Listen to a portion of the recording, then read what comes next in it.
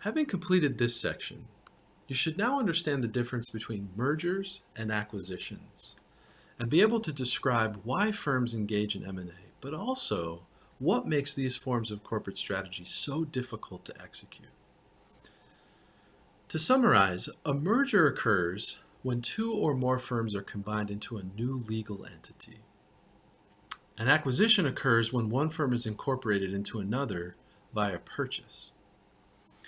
We can distinguish between mergers and acquisitions in terms of a few areas. First, decision-making power. With mergers, typically decision-making power is mutual. Under acquisitions, more typical is an unequal distribution of decision-making power. We can also distinguish them in terms of the shareholdings in the new entity.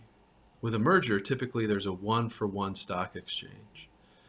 With acquisitions, it tends to be a little bit more complicated, usually with some kind of combination of cash purchase or stock conversions. We also see differences between mergers and acquisitions with respect to corporate identity. With mergers, sometimes you'll see a completely new identity emerge, a completely new name for the new firm. With acquisitions, more typical is the keeping of the acquiring firm's name.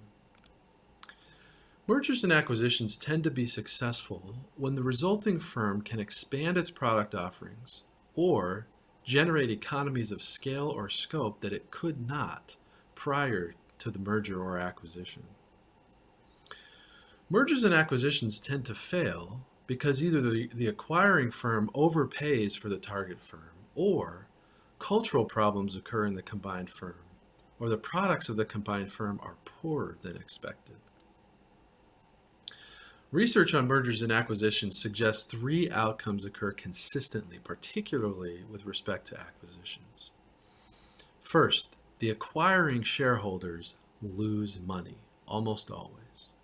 Second, the acquired shareholders almost always make money. And finally, employee turnover within the acquired firm increases significantly in the year following the acquisition.